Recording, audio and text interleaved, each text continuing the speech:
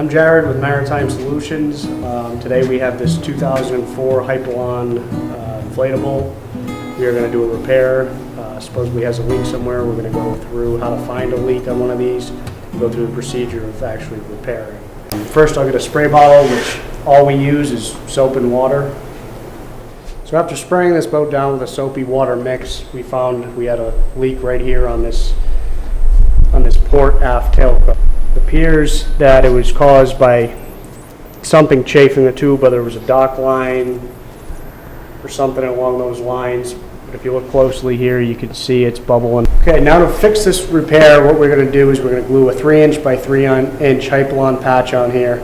I've cut my 3" by 3" patch. We don't want any square edges on our patch, so what we'll do is we'll take a quarter, mark out our corners, and cut them with a pair of scissors.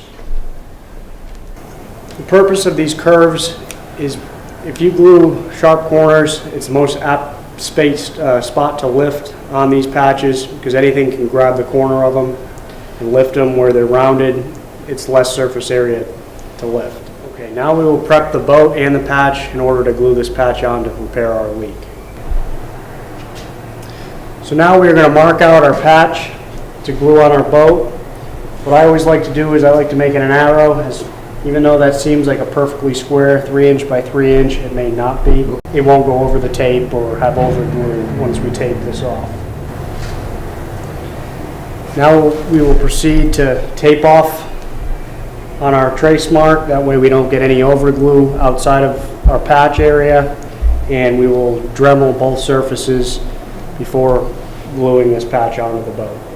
Now we're going to go ahead and Dremel both our patch and our tube, because it's a Hypalon tube. PVC does not require you to Dremel it. Hypalon needs to be Dremeled in order for proper adhesion.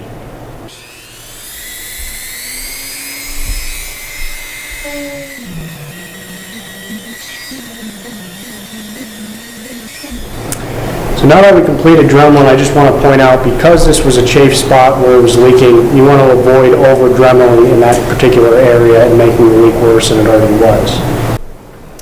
So now that we have our boat Dremeled, ready to glue our patch, we were going to need to use a product called MEK, or methyl ethyl ketone. It's crucial for the repair, for the glue to adhere properly. It is a dangerous chemical. You definitely want to wear a good respirator with vapor cartridges on it, as well as a pair of gloves. We're now going to clean the boat, our patch area, with methyl ethyl ketone, as well as the patch. Both surfaces need to be extremely clean. Cleanliness is about the most important part of adhesion of this glue, as well as the climate control is essential to be between 68 and 72 degrees, ideally with very low humidity. You do not want to glue these boats in direct sunlight, as the glue will not kick correctly and may not adhere.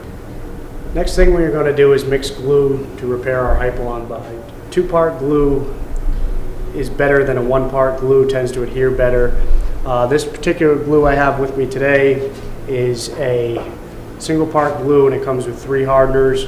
A lot of them come 1 quart to 1 hardener. It's careful to follow directions so you don't put too much hardener in your glue or not enough hardener.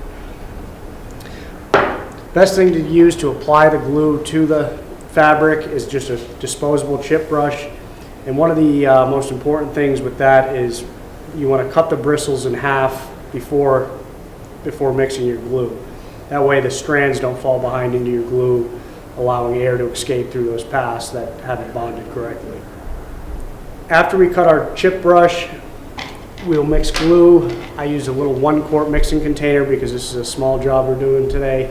Again, you want to wear a respirator while you do this, as there's some pretty volatile chemicals. We'll mix our glue, then we will glue on our patch. We'll glue a coat of glue on the boat, as well as a coat on the back side of the patch. We'll let it sit for about 5 minutes. We'll do a second coat on both the boat and the patch, and then we will stick our patch down.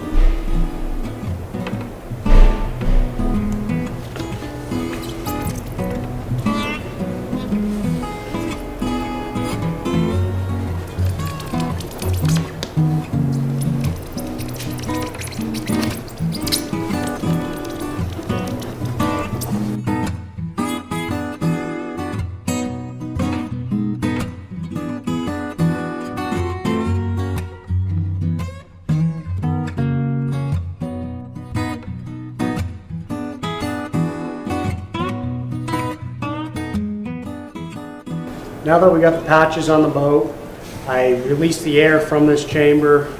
That way there's not air pushing at the glue underneath the patch as it cures. You want to let this sit for at least 24 hours before re-inflating the tube.